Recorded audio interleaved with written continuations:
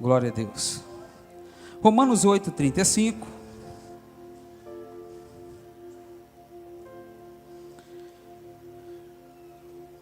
Diz assim a palavra do Senhor. Glória a Deus. Quem nos separará do amor de Cristo? A tribulação? Ou a angústia? Ou a perseguição? Ou a fome? Ou a nudez? Ou o perigo? Ou a espada? Como está escrito, por amor de ti, nós somos entregues à morte todo dia. Nós somos reputados como ovelhas para o matadouro, mas em todas essas coisas nós somos mais do que vencedores por aquele que nos... Fala assim comigo, eu sou mais que vencedor. Em todas as coisas, através de Cristo, que me amou. Glória a Deus. Olha isso aqui, irmãos. Quem nos separa do amor de Cristo? A tribulação tem esse poder? Depende.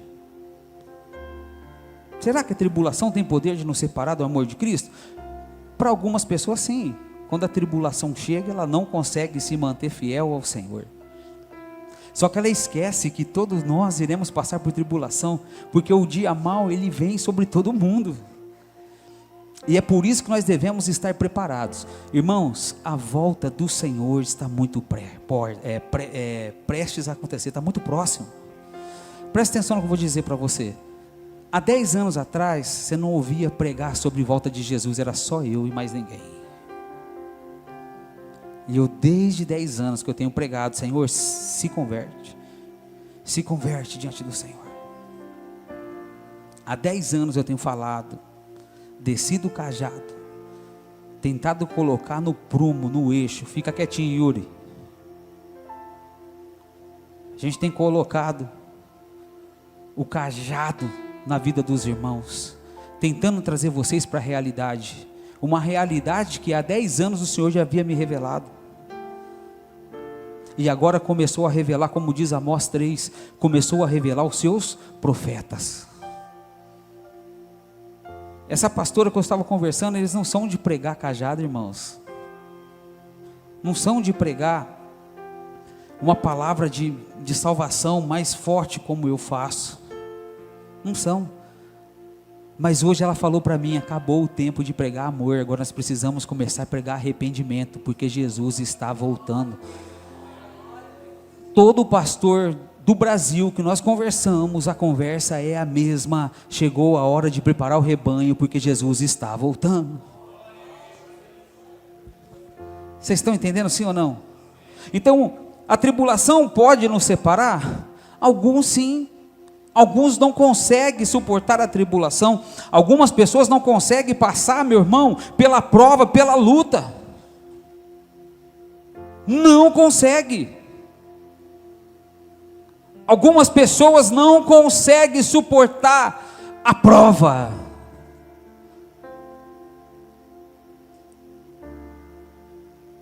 Misericórdia. Misericórdia, irmãos. Outras pessoas não conseguem suportar a angústia.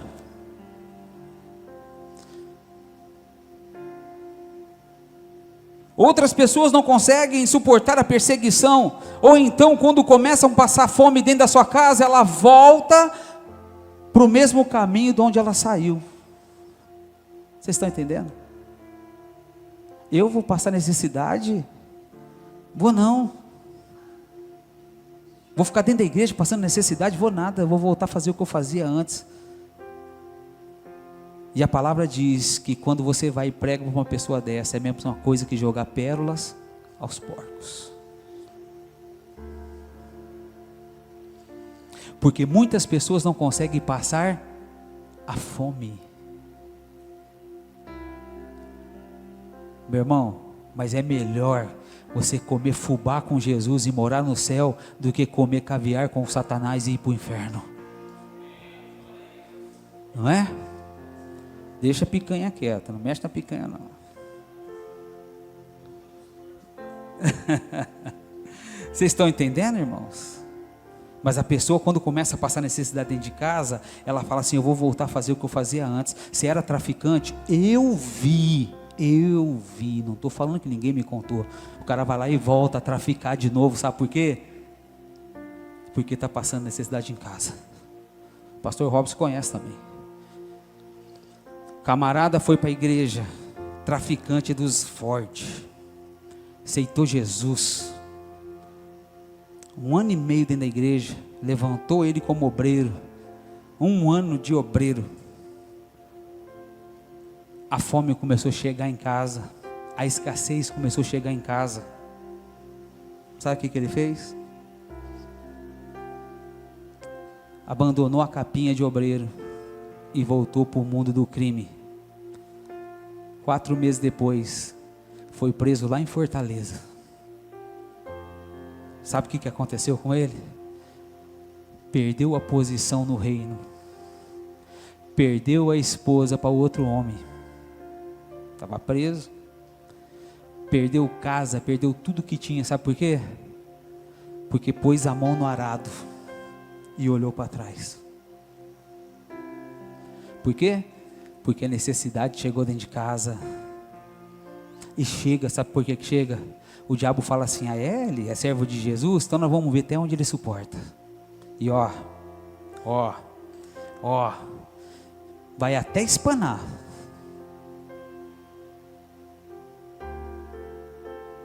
Quando ele fala nudez aqui, é falta de roupa, de vestimenta. Pessoas porque estão em perigo, ou como eu acabei de dizer, assim, né? Queria ver se entrasse agora aqui na igreja aqui, um bando de homem armado com metralhadora e colocasse na tua cabeça e falasse assim para você: ou nega Jesus ou morre. Qual seria a sua atitude? Você não fala assim: não vou negar não, pode me matar, meu irmão. Você não pode fazer isso, sabe por quê? Eu vou falar o porquê. Porque você já tem negado Jesus todo o tempo que você está dentro da igreja, com as suas atitudes.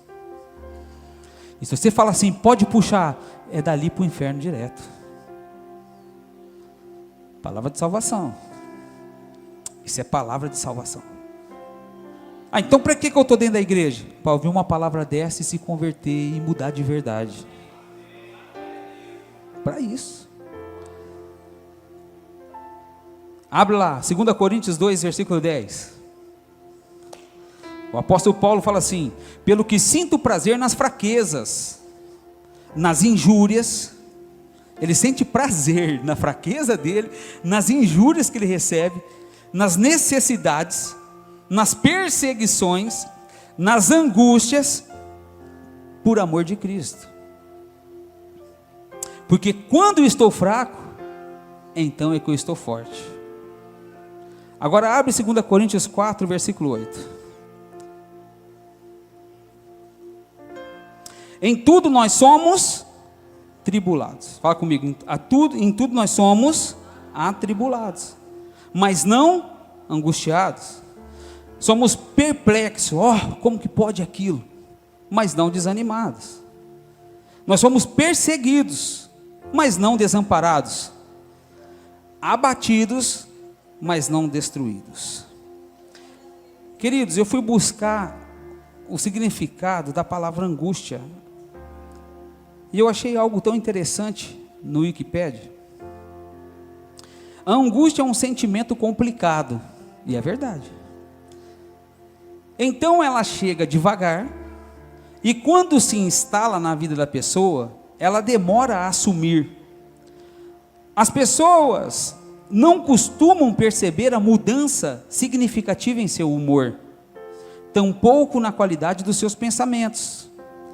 A angústia então se fortalece, ela fica ali, na forma de um peito apertado ou uma sensação de anestesia, interferindo no dia a dia das pessoas. O que é angústia? Olha isso aqui.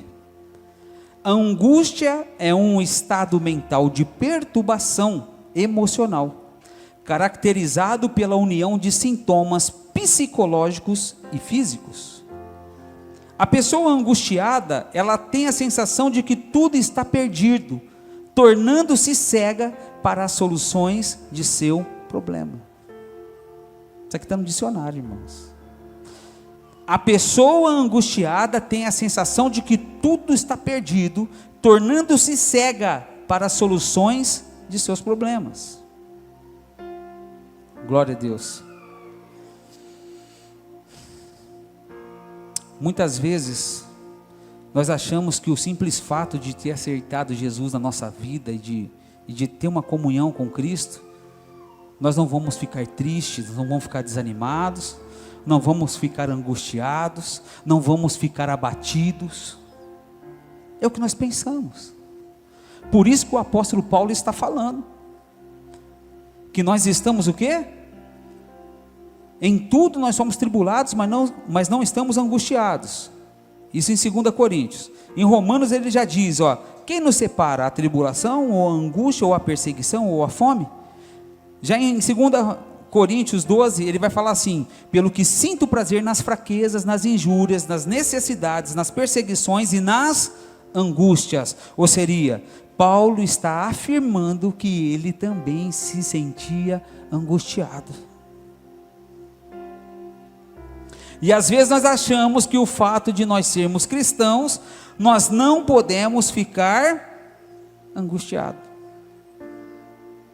Agora, você já parou para pensar a quantidade de demônios que se levanta para tentar destruir a tua vida?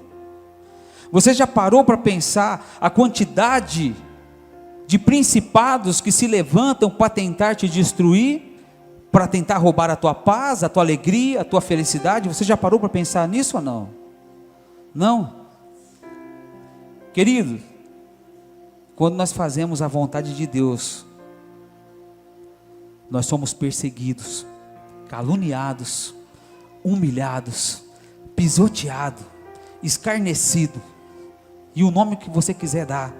É só você começar a fazer a vontade de Deus que você vai ver o que acontece. Você vai ver o inferno inteiro se levantar contra a tua vida. Mas infelizmente nos dias de hoje, tem pessoas que preferem feliz ir para o inferno praticando os seus pecados, do que se sentir triste por causa das perseguições que passam um verdadeiro cristão servindo a Deus. Sobre essa questão da angústia, eu estava buscando algumas passagens e eu encontrei algumas, tanto no Velho quanto no Novo Testamento. Queridos, coisas assim, tremendas. Tremendas. Você quer ver? O primeiro que eu quero falar aqui é sobre Davi. Abre aí sua Bíblia comigo, 1 Samuel 27, versículo 1. Davi pensava dentro dele que um dia ele podia perecer pelas mãos do rei Saul. E Saul fazia o quê? Perseguia Davi de dia e de noite. Aonde Davi estava, Saul estava no encalço dele. Vocês estão entendendo? Aonde Davi ia, Saul estava atrás. Você acha que Saul queria conversar com Davi? Ô Davi, como é que você está? Tudo bem?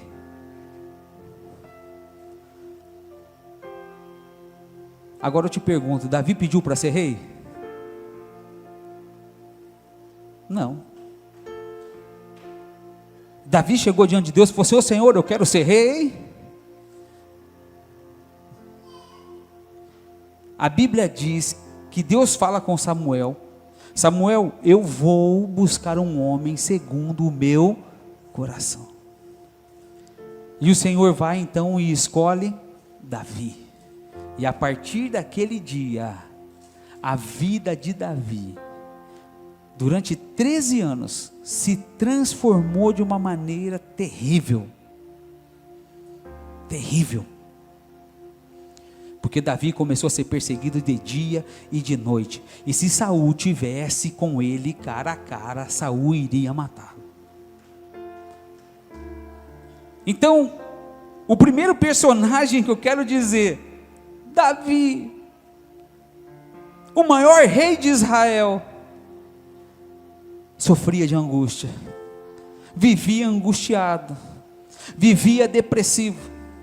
Quando você lê os livros de Salmos que ele escreveu, os Salmos que ele escreveu, você vai sempre ver Davi reclamando: Senhor, livra de mim, livra minha alma do lamaçal. Você vai sempre ver isso aí nos salmos de Davi. Prepara para mim uma mesa na presença dos meus inimigos, dos meus adversários. Muitos são aqueles que se levantam contra mim. Davi começa então a pregar. Por que muitos são os que se levantam contra mim? Porque havia um exército inteiro atrás de Davi. A mando de quem? Saul. E pior, Davi era genro de Saul, da mesma família. Saul não poderia ter falado assim: graças a Deus o reinado vai permanecer na minha casa, o meu genro vai assumir o reinado junto com a minha filha e vai ser tudo glória a Deus e aleluia. Mas ele preferiu o quê? Perseguir Davi. O egoísmo é tão grande que começa então a perseguir Davi. 1 Samuel 27, versículo 1. Disse, porém, Davi no seu coração. Davi falou para quem? Na onde, irmãos? Vou falar de novo. Davi falou aonde? Fala assim para o teu irmão assim: para de contar teus problemas para os outros. Davi falou no seu coração. Para quê? Para ninguém saber. Ninguém precisa saber. Disse, porém, Davi no seu coração: ora, algum dia ainda eu perecerei pela mão de Saul. Não há coisa melhor para mim do que escapar apressadamente para a terra dos filisteus, para que Saul perca a esperança de mim e cesse de me buscar por todos os termos de Israel, e assim escaparei das suas mãos. Agora você sabe para onde que Davi fugiu, irmãos? Para a Filisteia. Foi para a Filístia. Você sabe para onde que Davi foi? Foi lá para dentro de Gaza. Lá onde está sendo bombardeado agora. Você sabia que a faixa de Gaza ali aos filisteus que moram ali? Até os dias de hoje? Davi correu para lá. Porque ele estava angustiado. Outro personagem, fala assim comigo, Jó. Jó questiona o Senhor, meu irmão. A Bíblia diz que Jó é um cara íntegro, reto diante do Senhor, que fazia o bem, que sacrificava de dia e de noite por causa dos seus filhos, porque Jó falava assim no seu coração: se os meus filhos pecaram e eu não estou sabendo, então é melhor a gente queimar um boi e fazer um holocausto aqui. E agora nós vemos no livro de Jó 3, versículo 11, Jó, um homem totalmente angustiado. Jó 3, versículo 11. Por que não morri eu desde o ventre da madre? E saindo do ventre, eu não expirei? Por que me receberam os joelhos? E por que os peitos para que me mamasse? Porque já agora eu jazeria e repousaria, dormiria e então haveria repouso em mim. Por quê? Porque Jó estava com seu espírito angustiado. Irmãos, Jó não tinha pecado nele. E ele estava sendo o quê? Massacrado.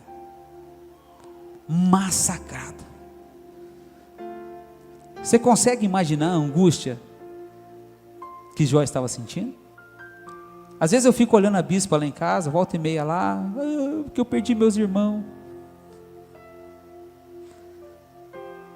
Às vezes ela chora a dor de um irmão. Jó perdeu 10 filhos no mesmo dia. Você sabe qual que é o nosso problema? Achar que a nossa dor é maior do que a dos outros. Esse é o maior problema nos dias de hoje. Sempre dói mais em mim, sempre o meu é pior. Agora eu te pergunto, você teria a coragem de ser um novo Jó? Você teria, irmãos, coragem de ser o novo Jó? De perder tudo que tem em apenas um dia? De ficar só com a roupa do corpo e com o corpo cheio de úlcera? Você consegue imaginar qual era o tamanho da angústia que estava dentro de Jó. Se nós continuarmos a ler onde nós paramos, a Bíblia vai falar assim: e Jó, em tudo o que falou, não pecou contra o Senhor. Mas ele estava angustiado. Vamos lá. Terceiro, Elias. 1 Reis 19. Olha Elias.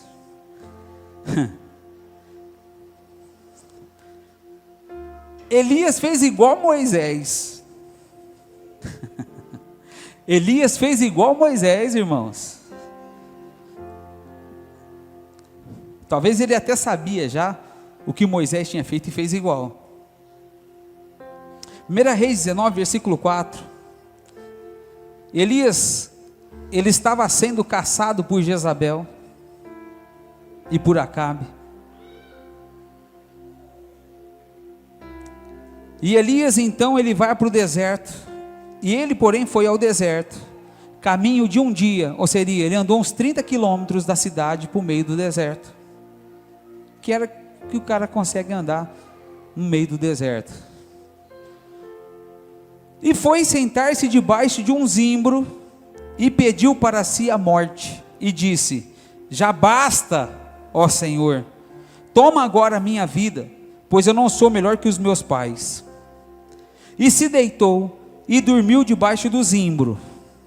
E eis que então um anjo o tocou e lhe disse: levanta-te, coma. E olhou, e eis que à sua cabeceira estava um pão cozido sobre as brasas e uma botija de água, e comeu e bebeu e tornou-se a deitar. Eu quero dizer para você nessa noite, que é em meio à prova, que o Senhor Ele vai trazer para você, meu filho, a solução. É no meio da prova, é no meio da luta, é no meio da fome, é no meio da escassez, é no meio do deserto, é aonde você estiver, que o meu Deus, Ele vai te encontrar, e vai fazer para você aquilo que você precisa, meu filho, em nome de Jesus. Então levanta a tua cabeça, não vai ser angústia, não vai ser tribulação, não vai ser espada, não vai ser nada que poderá te separar do amor que está em Cristo Jesus. Eita glória, aleluia, aleluia. A sua dor não é maior do que as dos outros, irmãos, não é.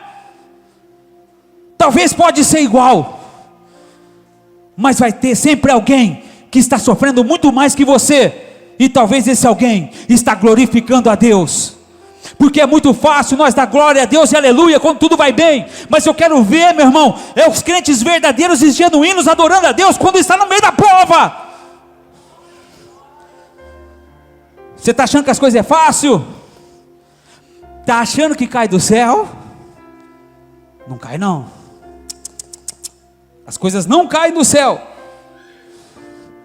Mas eu sei de uma coisa, é no meio da prova que o nosso Deus age por nós. Elias estava no meio do deserto reclamando: por que o Senhor não me leva logo? Me mata logo. Eu não sou melhor que os meus pais. É mesmo? Meu Deus, um anjo vai lá e: Elias, ô Elias, o Senhor está fazendo isso nessa noite. O Senhor está falando agora o teu nome através do anjo da igreja. Está falando para você: não é o teu fim. Meu Deus do céu, você não está entendendo, meu irmão. Elias estava para morrer. O anjo vai lá e toca nele: Elias, ô Elias. E ele olha então para a cabeceira dele, e quando ele olha para a cabeceira, a Bíblia está falando que havia pão cozido sobre as brasas, brasas que vem do céu, brasa viva, meu irmão. Jesus Cristo de Nazaré, eu não aguento. Ai meu Deus, aleluia, aleluia. É a provisão que você precisa? Nessa noite o Senhor vai enviar a provisão para a tua casa. Nessa noite o Senhor vai enviar a provisão para a tua vida, porque o anjo do Senhor está falando, meu irmão.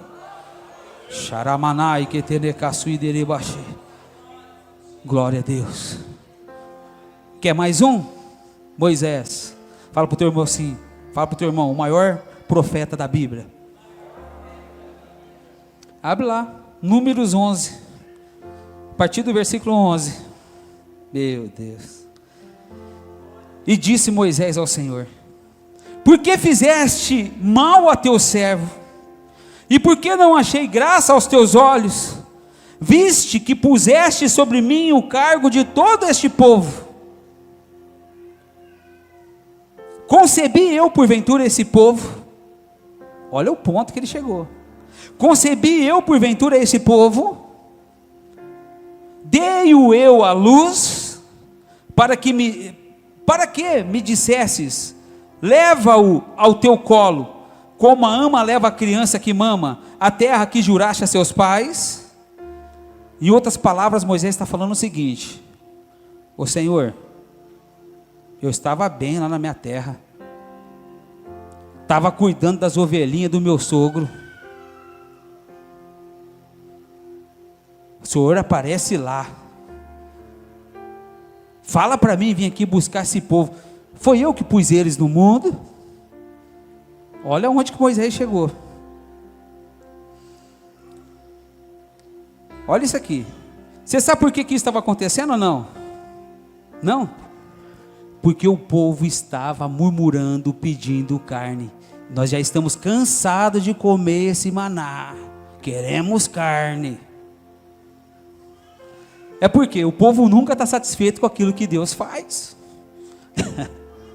Não é? É ou não é? Olha isso aqui. Versículo 13. De onde teria eu carne para dar a todo este povo? Porquanto contra mim eles choram, dizendo: dá-nos carne a comer. Eu só não posso levar a todo este povo, porque muito pesado é para mim. E se assim fazes comigo, ele falando para Deus, se assim o Senhor faz comigo, então me mata. Eu peço-te, se tenho achado graça aos teus olhos, e não me deixes ver o mal, me mate. Por quê? Porque Moisés estava angustiado. Contou, irmãos, quantas eu já falei? Davi, Jó, Elias, Moisés, fala assim comigo, Jeremias. Olha o tanto, olha a quantidade. Jeremias, Lamentação 1, versículo 20. Já estou acabando. Glória a Deus. Lamentação 1, versículo 20. Olha, Senhor, porque estou angustiado.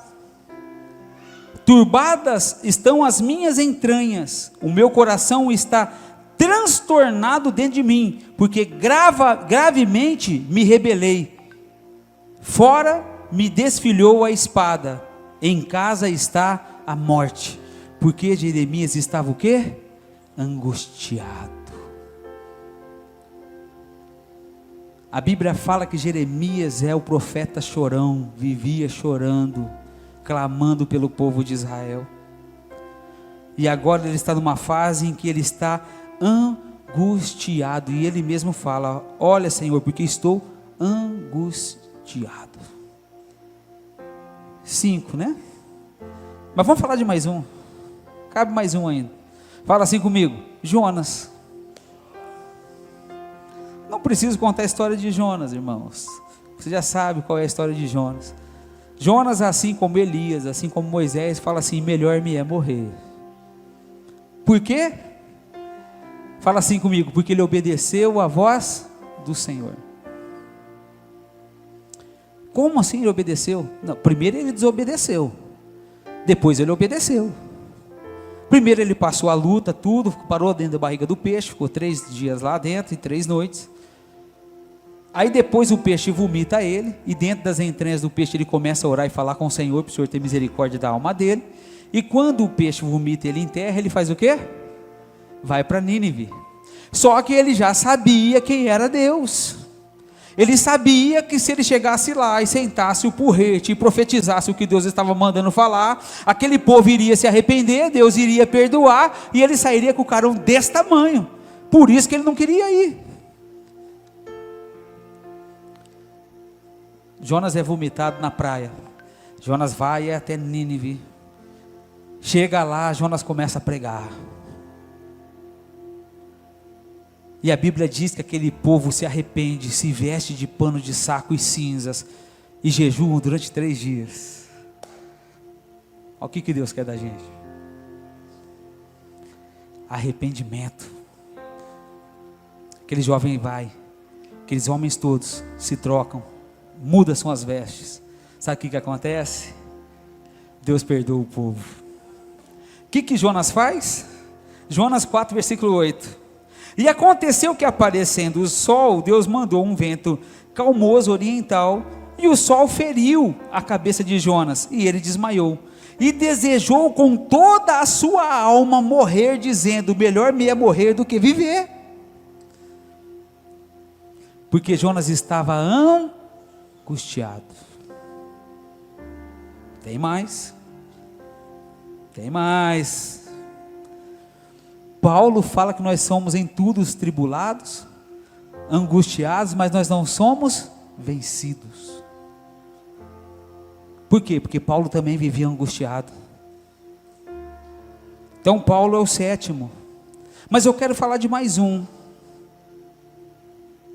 O 8º dessa noite, para nós finalizar essa ministração. Fala assim comigo: Jesus. A angústia dentro de Jesus era tão grande que a Bíblia diz que ele começou a suar gotas de sangue. Tamanho era a angústia que ele estava enfrentando. Mateus 26, versículo 38. Então lhes disse Jesus: a minha alma está cheia de tristeza até a morte. Ficai aqui e velai comigo.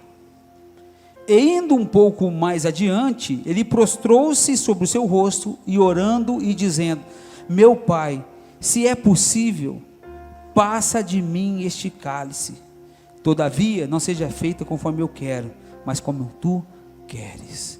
Meu querido, eu não sei qual é a angústia que tem enfrentado, que você tem enfrentado, o que está dentro da tua alma, o que está arrancando a tua paz. Eu não sei, eu não conheço, eu não estou dentro de você. Eu sei das minhas angústias, eu sei o que eu passo. Mas uma coisa todos esses homens que nós acabamos de citar têm em comum, todos eles, todos, eles não desistiram. Se você quer vencer, você não pode, em momento algum, desistir do Deus que você serve. Pode acontecer o que for, meu irmão. Nessa vida nós iremos passar momentos bons, iremos passar momentos ruins. Nessa vida nós teremos dias de alegria, teremos dias de tristeza. Um dia nós podemos estar sorrindo e no outro dia chorando porque nós perdemos alguém da nossa família. Vocês estão entendendo? Mas uma coisa que você não pode perder é a fé no nosso Senhor Jesus Cristo. Porque você só pode ser vencedor se você, meu irmão, seguir até o final, sem desistir daquilo que Deus tem projetado para a tua vida. Se coloque em pé em nome de Jesus Cristo. Glória a Deus. Se coloque em pé. 2 Coríntios 5:7 diz: porque andamos por fé e não por vista. Talvez a prova que você está enfrentando hoje é tão grande que você não está conseguindo olhar com os olhos da fé, mas nessa noite eu quero te animar, filho, a olhar pelos olhos da fé, porque eu tenho certeza que o Deus que você serve não perdeu batalha nenhuma e não é a sua que ele irá perder. Feche os teus olhos em nome de Jesus. Pode apagar as luzes em nome de Jesus Cristo. A equipe de louvor sobe. Se você, meu irmão, quer receber oração, eu quero que você saia do teu lugar, que você venha para frente em nome de Jesus. Glória a Deus. Glória a Deus. Glória a Deus. Fecha os teus olhos.